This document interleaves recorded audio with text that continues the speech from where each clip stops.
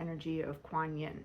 For me, this was a first. It seemed really important to share this information with the greater community who are interested in energy and the expansion of consciousness that we're all part of, and the collective healing through ancestral healing and generational wounds that can be healed throughout one's lineage. So the energy of Quan Yin came in kind of unexpectedly when my client was already experiencing a life as a fish. So she was underwater, and this will be shown in the clip I'm about to share with you. And while she was experiencing life as a fish in a distance, she noticed some red, she noticed some symbols that had the energy and the meaning of Quan Yin, and she noticed this motherly sort of energy around that area in the distance. So once she got close up to it, something really special happened. She started to channel the messages that Quan Yin wanted to share with her and with the collective. And these messages were multi-layered. There was a lot of layering and levels to the messaging, so I think you'll enjoy the hearing, the listening yourself. One of the messages, it comes through just hearing it yourself. The sound of my client's voice changes 3 or 4 times during the course of this short, I think it's 30 to 40 minutes clip. And so you'll notice that, be aware when she starts speaking as Quan Yin, it's a very different sound. And then when she kind of drops back out of that energy, she's kind of regaining her energy for, I think, speaking through her past life. And then when I call in the higher self, it goes to a completely different type of speaking. In that case, it's not as much that the voice changes as much as how the rhythmicness, the rhythm of the sound of the voice starts to shift. And you might notice also that there's kind of a finality to the way in which messages are being given. So I hope you understand, hope you enjoy this clip.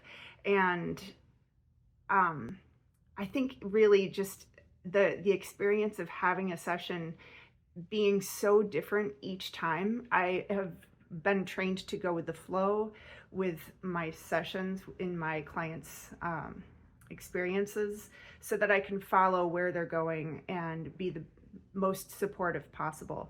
And in this instance, she began fusing with the higher self before I asked permission to speak to it and ask questions. And that's a really big important aspect where you gain permission by asking, and then you gain the trust of the higher self to speak through the client. And so we started talking about the healing portion of what she needed before that happened, just because of the natural flow of events.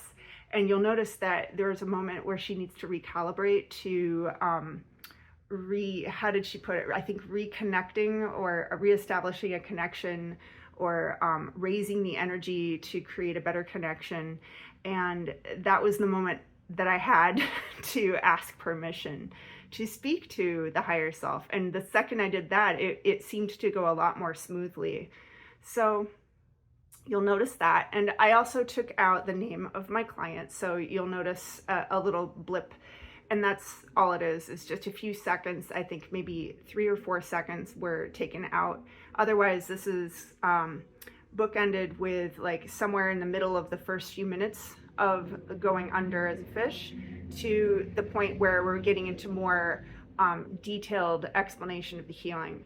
So this was the full experience that she was having in the channeling of Quan Yin, plus a whole lot more. Hope you enjoy. You were perceiving your body to be a fish. Yes. Yes. Can you tell me where and how would you eat a meal? What would you do if it was time to eat? Oh, I see myself grazing the ground, eating the algae. Very cute. pecking. Are there others like you? No, there are a few more. We are all eating together. Mm-hmm. I see from above, looking downwards, Mm-hmm. maybe 2 or 3 eating time, glowing light in the dark. Oh, so the others glow light in the dark as well? Yeah, Oh. feels sweet. Mm. And do you rest as these fish? Do you rest anywhere or any time? Yes, it seems like I swim into the algae, into the seaweeds, thick, luscious seaweed, and I sleep Mm. when I need to. Mm-hmm. I feel safe. You feel safe in the seaweeds. Yeah. Wonderful. And what do you do with the majority of your time? I travel into the darkness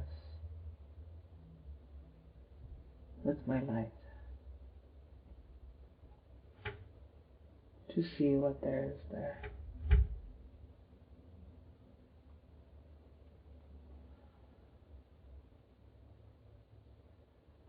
Searching.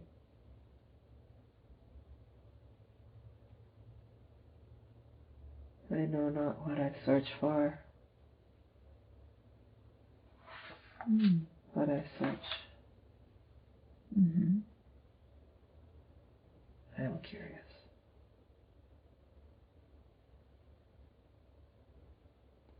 Oh. Okay, so before we continue in another scene, we're going to just take one more look around, and if there's anything important, Oh, you'll notice it now. yes. What do you notice? I notice something scary. Feels like a face, sharp teeth. Mm. The quality of its illumination is like that of ultraviolet. Mm. Feels slightly ominous, with sharp, sharp teeth, glowing eyes. Glowing eyes. Yeah. And you said you saw a face. Can you describe the face? Almost like a shark or the face a wolf makes when it smiles at you sinisterly. Oh. I'm not sure if it is a shark or a wolf. Mm-hmm. Slightly ominous energy. Mm-hmm. What happens next?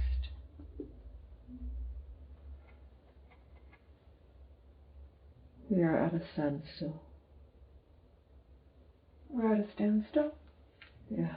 Can you tell me more about that? Nothing happens.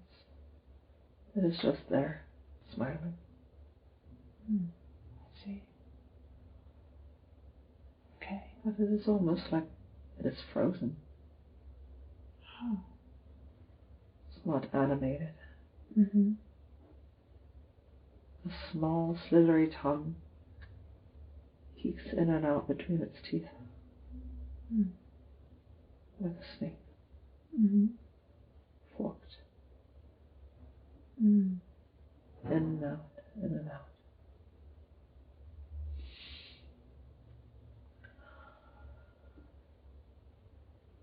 Okay.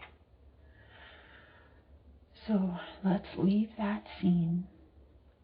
And we're going to do this. We're going to move forward to another day, to an important day in this life that we've been viewing. It's this fish.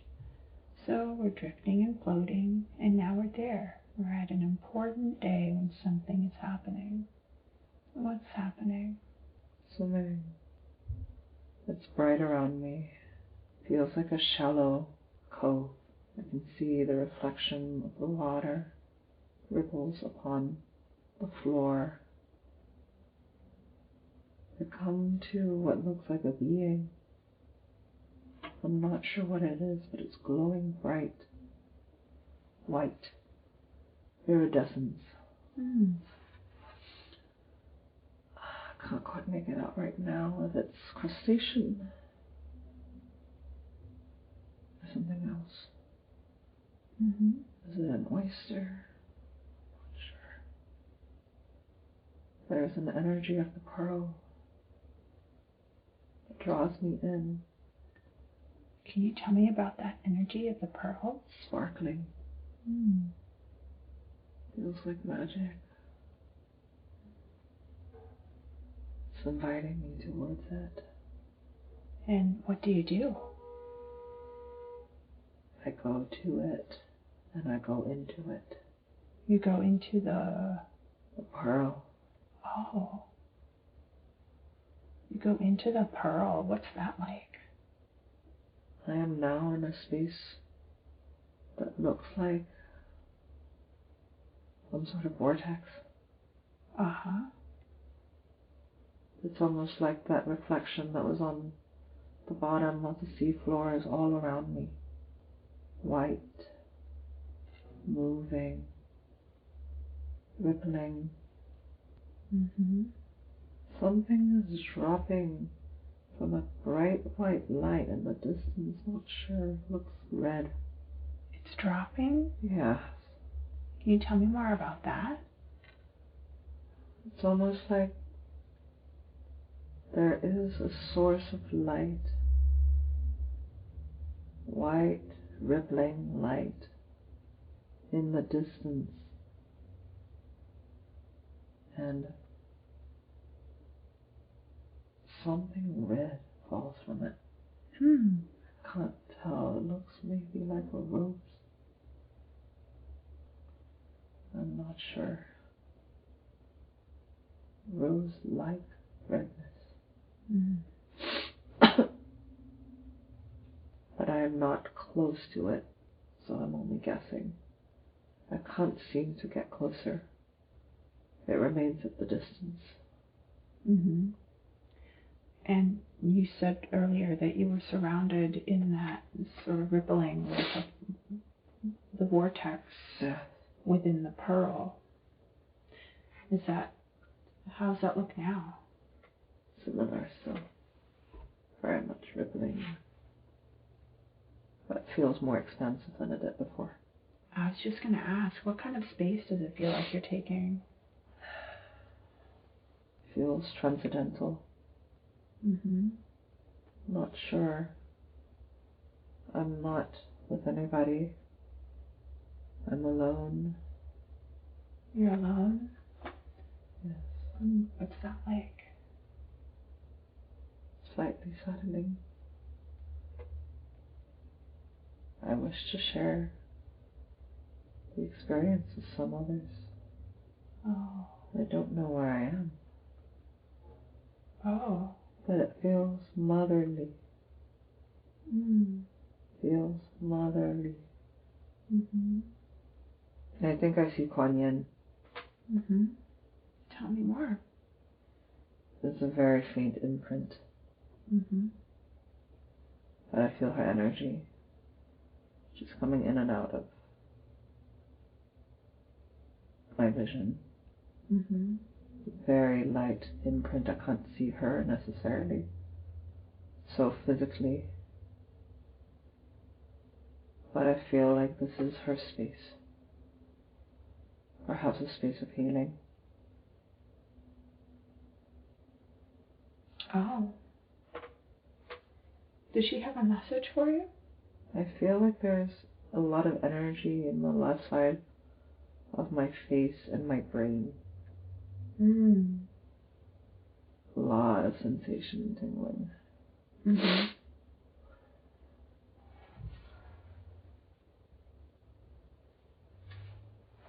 Message. Let me see. I am here with you, daughter.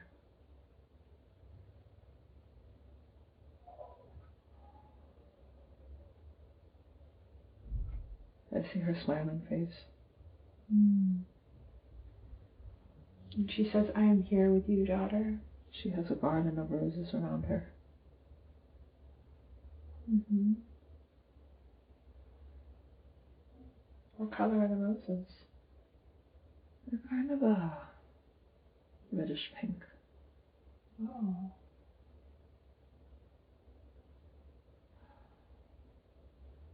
There is laughter,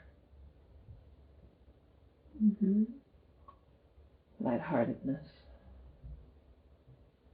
There's a sense of being carefree, of prancing. Mm-hmm.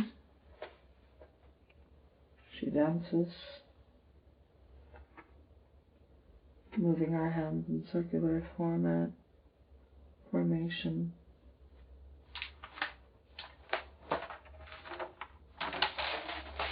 There is a sense of a pink tinge to the environment now. Oh. So the entire space you see is now pink-ish? Pink and white, Uh-huh. fluffy like cotton candy. How's that feel? Delightful. Feels very childlike. Mm-hmm. I hear laughter of children. Mm-hmm. Is the presence of Quan Yin still here? Yes, very much so. Right here. Wonderful. Are there any questions that she wants you to ask her? Who am I? Who am I? And she can hear your questions now. I am you. You have known this already.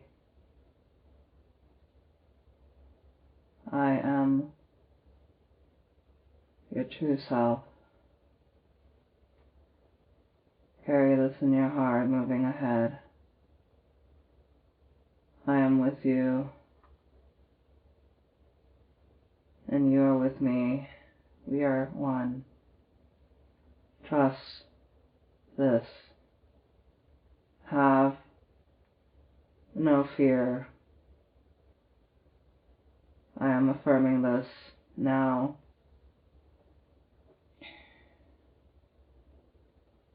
You are my daughter, and you are my mother. We are giving birth to each other, always. My magic is yours, and your magic is mine.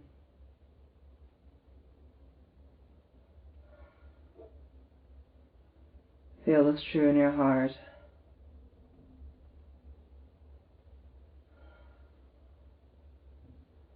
Welcome home,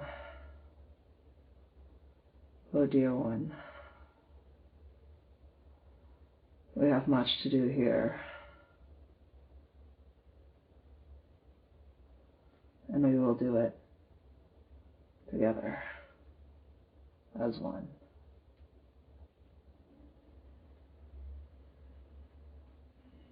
But you are not just me. We have many forms.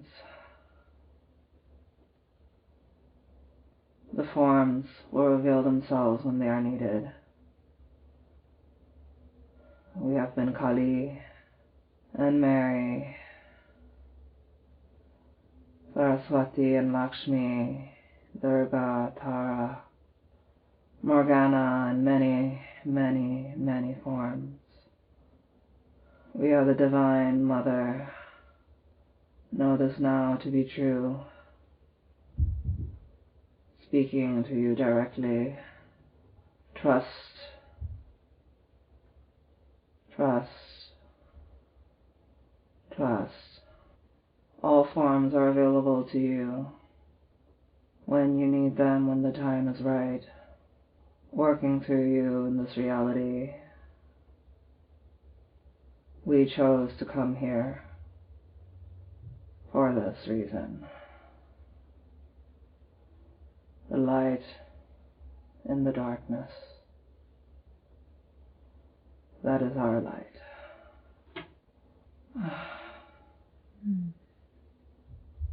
Feels intense. Mm-hmm. You're doing great. Is there any more? You are protected. No harm shall befall you. The mission is large. But don't worry about it. Just keep doing what you are doing. You do not need to overthink. Enjoy all facets of yourself, even in the shadow. For there is light. Your light in the shadow. I see roses. All these roses blooming. My body is electric with energy.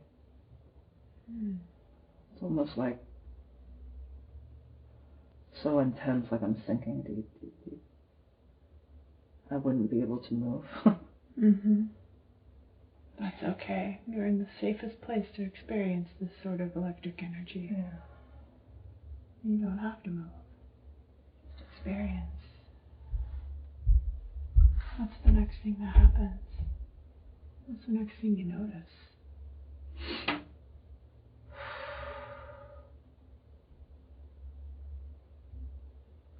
Quan Yin is still here. I hear laughter again. Female laughter. More adult-like. And she's sitting on a lotus. Bright, bright, deep orange behind her, illuminating.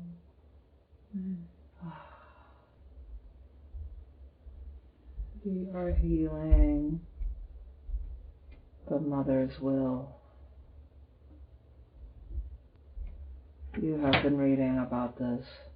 Know it to be true. By moving it through you, they are healing it. By healing the mother's will, what will happen? Peace on earth. Peace on earth. Peace will come to earth. From within is so. Oh. It comes from within.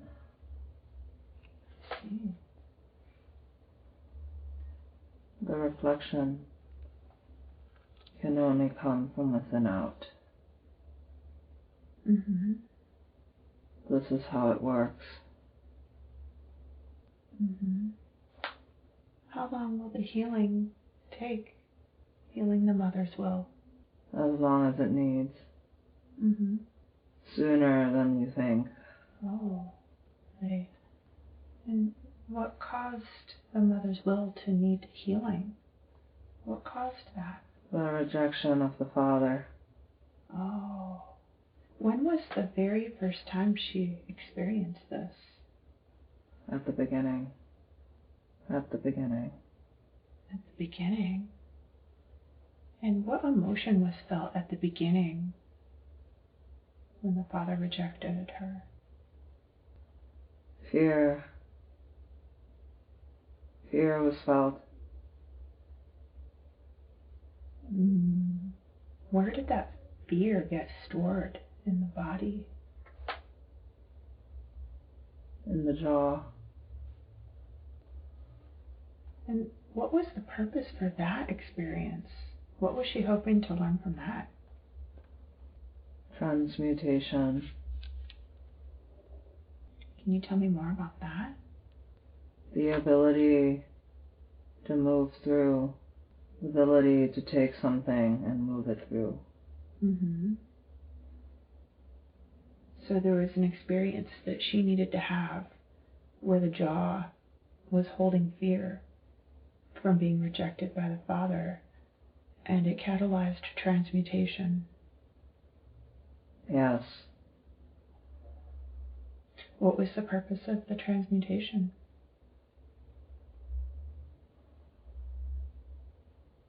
The purpose was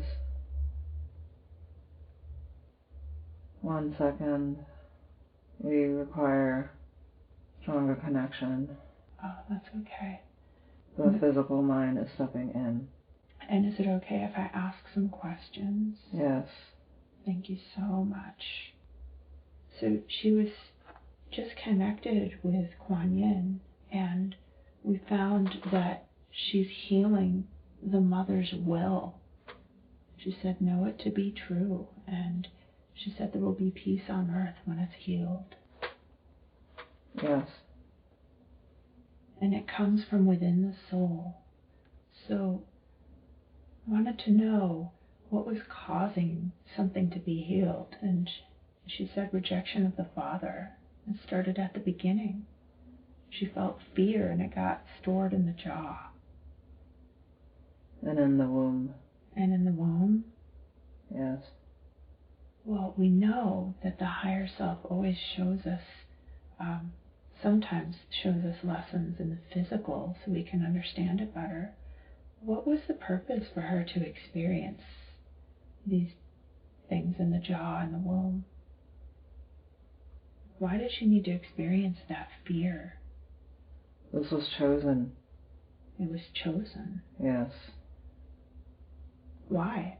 To transmute it. What's going to happen when she transmutes it? It becomes energy that flows again. She has chosen to enter into this reality to transmute that fear, allowing for the fear to be released into its essence of energy.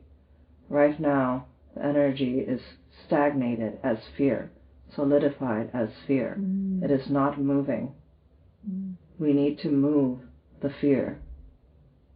So the chosen ones are coming in to move that fear from its low or very little vibration back into the energy of creation. Is this making sense? Yes. Earth right now needs its fear to move. There is too much of it. So we are choosing to reincarnate into this reality in order to move that fear.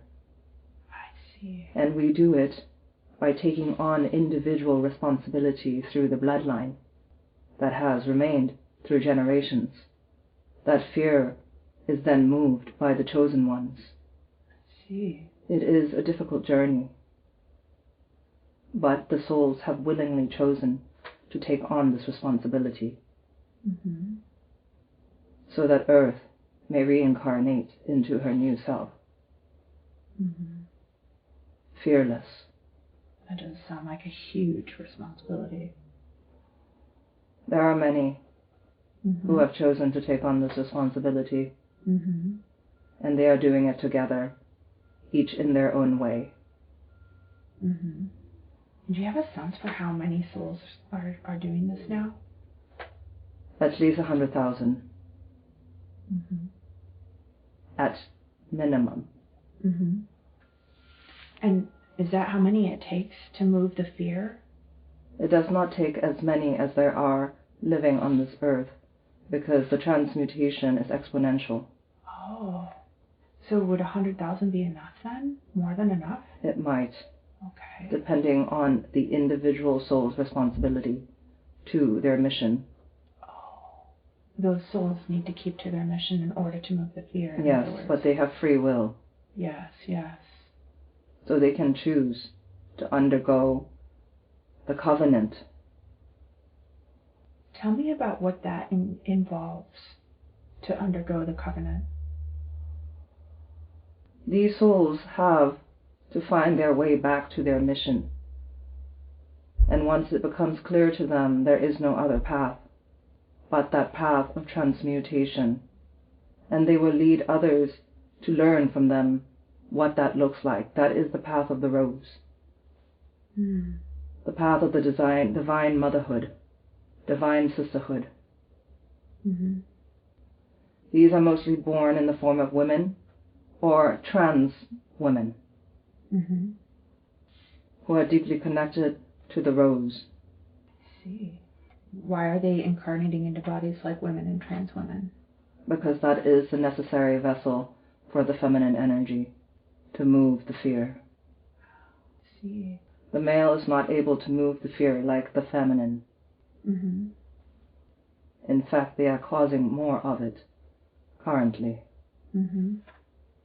What's important for us to know right now, knowing that some people are undergoing the covenant and that they follow the path of the rose?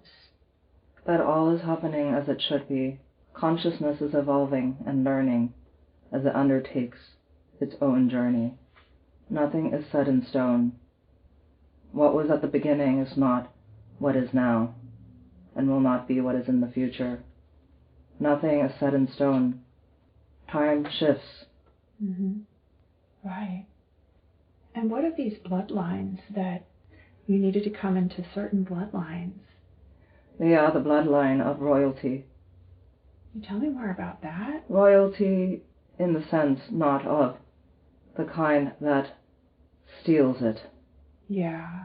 Royalty in the sense of those that were meant to lead. Along the way, there were many distortions. Many who were meant to be in power were taken. It was taken from that through the distortions. So we are reincarnating into those bloodlines to clear them, so that those that may lead may now rise to their true place as guides for humanity. Oh. So these bloodlines are not necessarily bloodlines of the same genealogy, but it's the bloodline of those who are meant to lead. Yes, that is how we consider the royals. It is more so a term of the guides.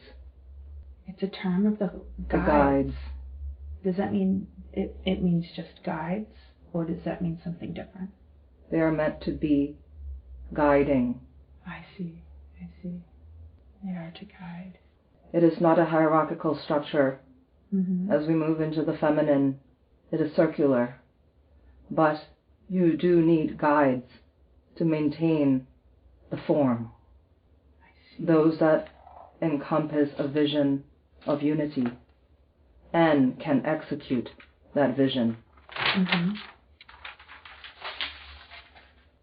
And is the one that we're speaking with here, on this bed here, is she one of those people who can execute that vision? Absolutely. So what's important for her to know about her mission? That the greatness that she has felt within her is true, and that she, through all the pain and the struggle, was always meant for this. It was a cleansing. She is not broken. She has been the vessel within which the distortion could clear itself. Oh.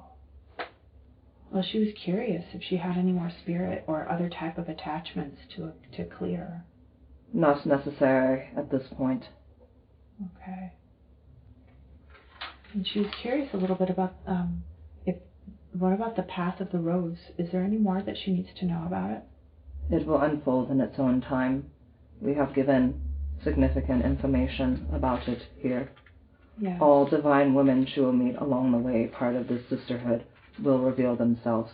She is already in communication with several of them. She knows who.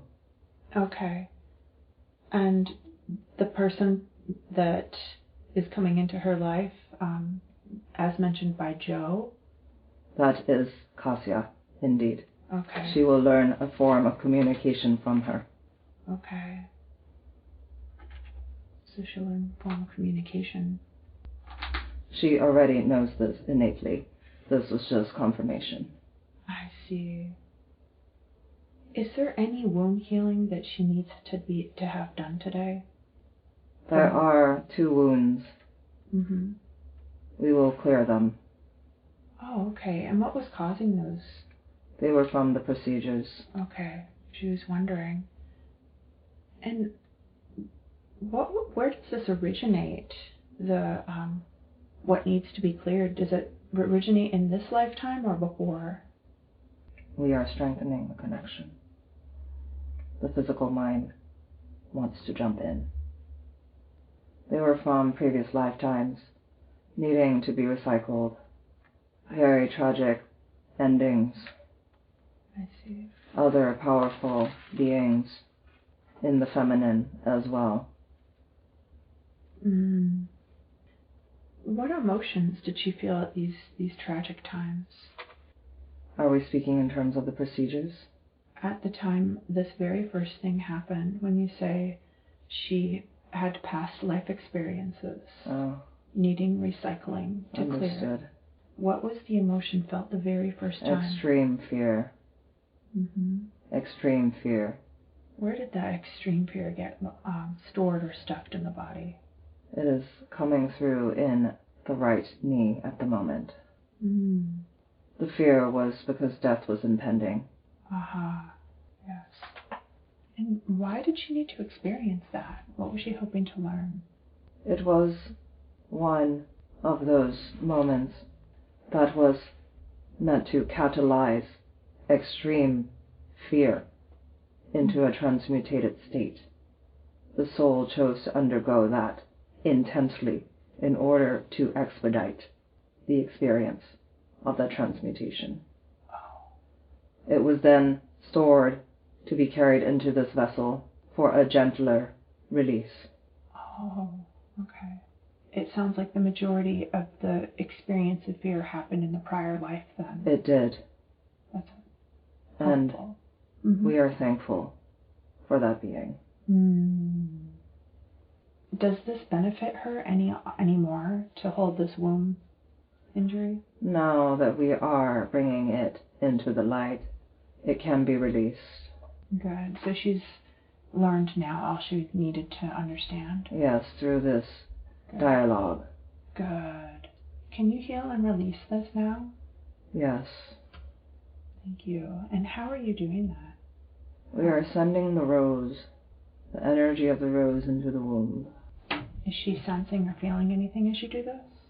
She is seeing a field of roses bloom. Exquisite.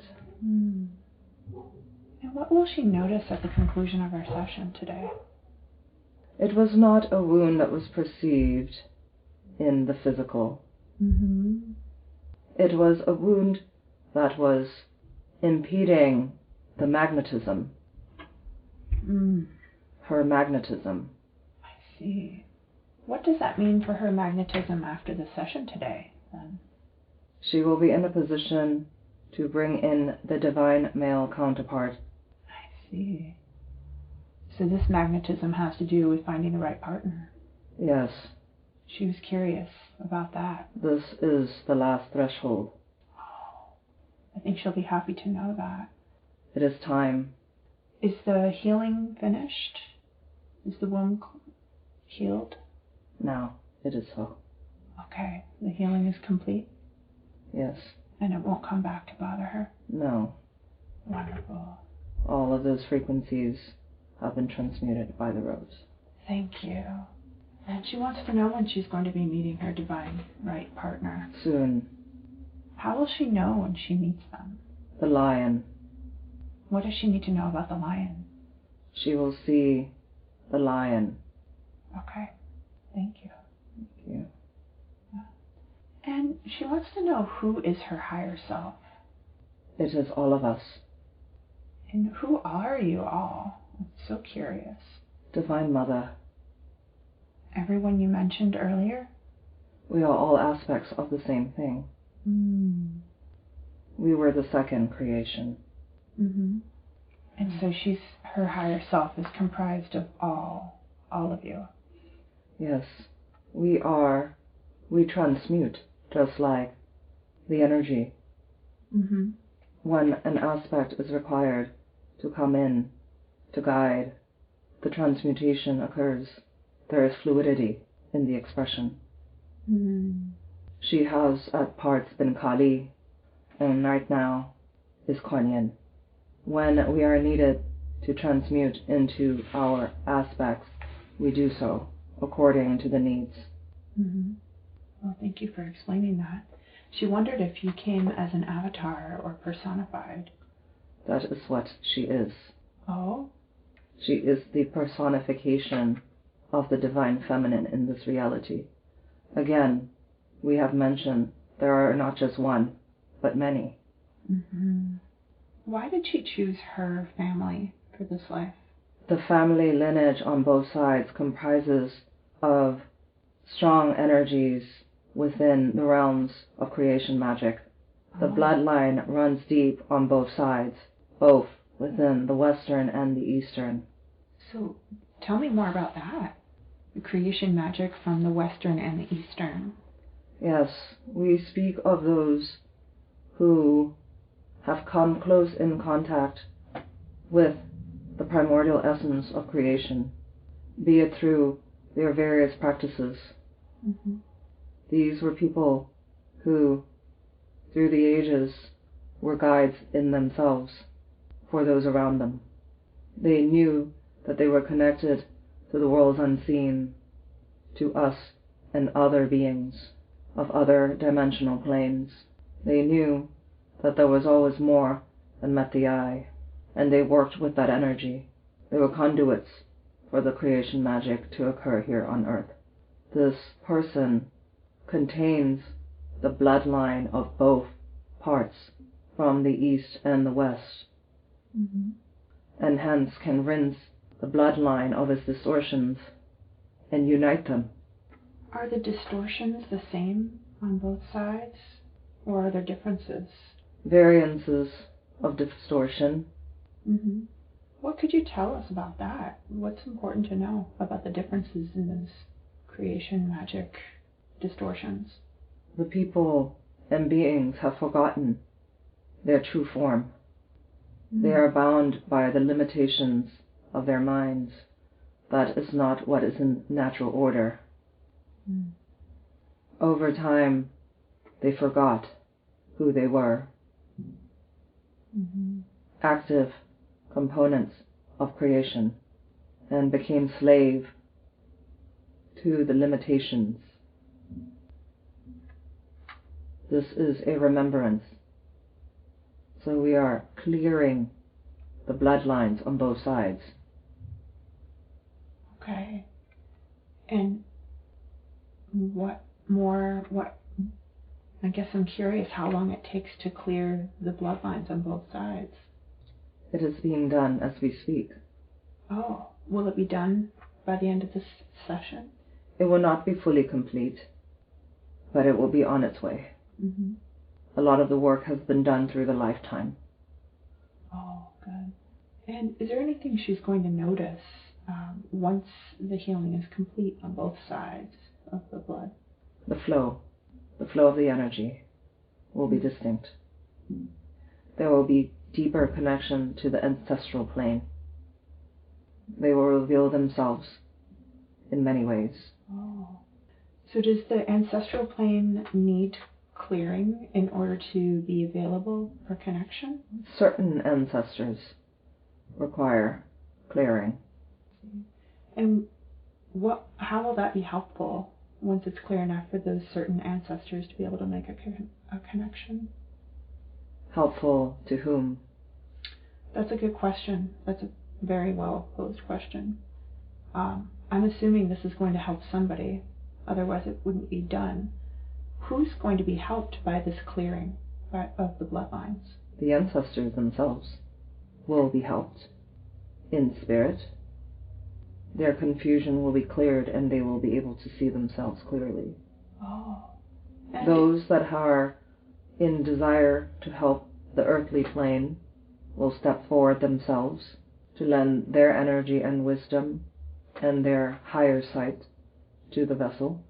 Those who are cleared of confusion, that want to go into the light, will go into the light. Wonderful, wonderful. And when those who are in confusion are able to go into the light, what will happen? What will happen to them and what will happen in general? We are establishing a clearer connection.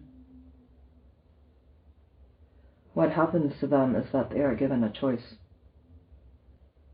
If they want to, the physical mind is stepping in, give us a moment. That's okay. I can redirect and ask you what question. That would be helpful. All right. Well, I'm going to back up to a different question now. And she asked, what is the right question to ask? The right question to ask is the question that has no answer. For there cannot be a knowing in all, of all. We understand that it is not helpful, but it serves its purpose. It is the paradox of creation. From the nothing into the all, into the nothing again. Thank you. She wants to know, why did she choose to have BPD? It is, again, the compression of the intensity of the fear that expressed itself in this way. She was meant to have the emotionality in order to transmute it. It is healthy for this to express itself in the intense way, or it has been, even though from this plane it has not seemed to be healthy. But it was what was required for it to be expressed and felt deeply. But the relationship to that will that is being healed is also transmuting. The guidance system is now solidified. We understand there is a fear of that, but it is in the immensity of the experience that the transmutation occurs. But it will lessen its hold upon her as time goes by, as she finds the channels or paths